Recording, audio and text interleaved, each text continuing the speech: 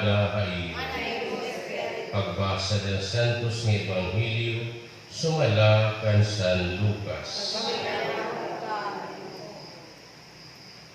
Nasiling Isu sa iya mga tinunan, susumatan ko kamo, anbi sa ninyo nga magpadayag akadaman nga akon hiya, amo man ang bubuhaton anak ng tao, at ubangan ng mga anghel sa Diyos. Kung anbi sa ninyo nga maglirong akadaman nga akon hiya, iglilirong liwat ang anak ng tao, at ubangan ng mga anghel sa Diyos. Mapapasaylo ang bisa ninyo nga magpapakaraot ang anak ng tao, kung hindi rin mapapasaylo ang magpapakaraot ang Espiritu Santo.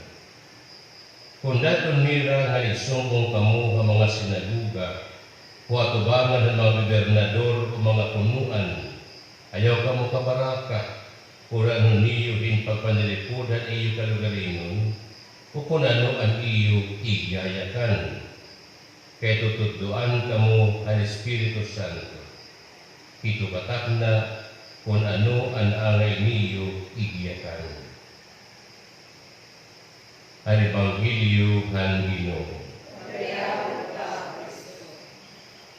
Ilang adlaw nagsasaol kita ini niya fiesta ni San Ignacio na taga Antioquia, Obispuhan Syria.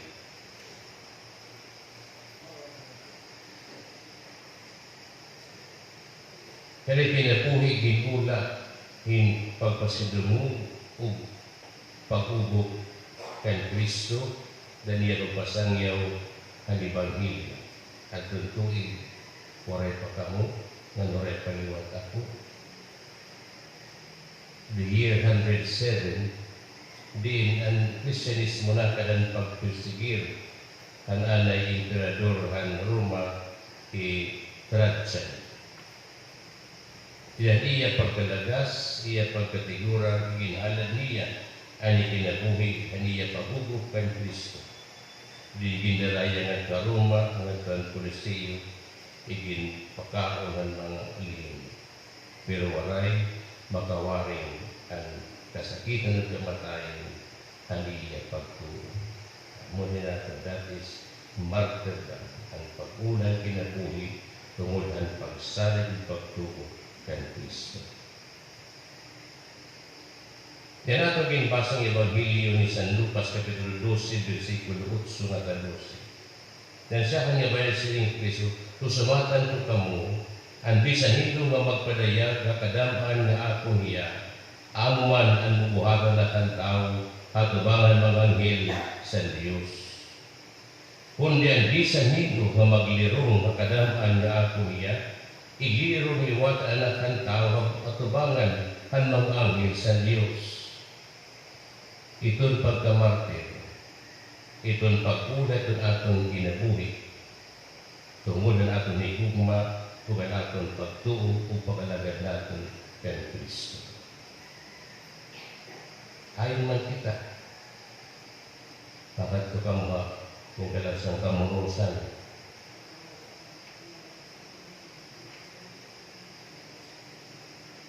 We can be martyrs in many ways and in any places. Tidak aton panimalay, aton katilingban, aton susidad, aton liburan, o aton pantrabaho. We can bear witness to Christ. Labihan aton ibaro, itong aton paglikay, itong karatan, itong sala, kung ano man yung magdadala aton ada, hindi ka masinalay po ng aton pagdumiri ang tugdo ni Kristo. Ako ito ginungaran na aton ni panahon. Di nahubay kita hinda mula kaklase na diin adan aton paglikay, adan aton pagdiwara kay Kristo. Nahubay kita, kita aton kalagalingon nga pride, nga diri kita karon mag-focus.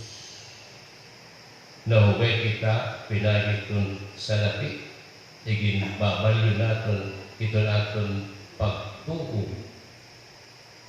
Kibabalyo naton iton aton paglikay iton sala. Kay iton kalipayan nga aton maangkon impirala ka oras o pirala ka adlaw. Gigi kompromiso naton ito naton pagto iton hugay hingin kalibutan. Iton pagkamartir aton pagpula iton aton kalibutan. Nga dili kayo na magluna iton karatan iton sana. Kaya we can be martyrs in any places, in any time, in any ways. Nga aton consciousness na kita tinundan ni Kristo aton ginpapasulabi ang aton pagkilala kay Kristo na aton kinabuhi matag adlaw. Pero manungtong kita, martyrdom is a product of loyalty, of love, and life eternal. Waray mahibaro itong pag-ulat ay kinabuhi, kundi ang iya pag-ugo. Nung waray mapapakitan pag-ugo, kung waray itong nila na pag-igugma. Dan atong kinabuhi kay Kristiyanos, ang atong pag-ugo, kung atong pag-igugma, that loyalty and love, kaya natin papaagin na ang atong kinabuhi kay because He would like to have life eternal. Nga kurag natin magkamay-ada o makaangkon ang kinabuhi nga dali. Tao si Kristo, at mag-angkon kung ako niya tinunan ang kadaman, aangkonong kumanliwat di natubangan ang mag-angkin sa Diyos. At magdumiri o maglirong ang kadaman nga ako niya, iglirong manliwat kuya dito at tubangan ang mag-angkin sa Diyos. Anong kita? Nagsaad kita dan atong pagpinyagan. In pagsalikwayan sala ng pangalagad kay Kristo. We promise that it's our baptismal promises to do away with sin and to be loyal to Christ. Nunong natin, nahaluyuhin na tanan natin ginihinya tungulan kinabuhi nga dahil.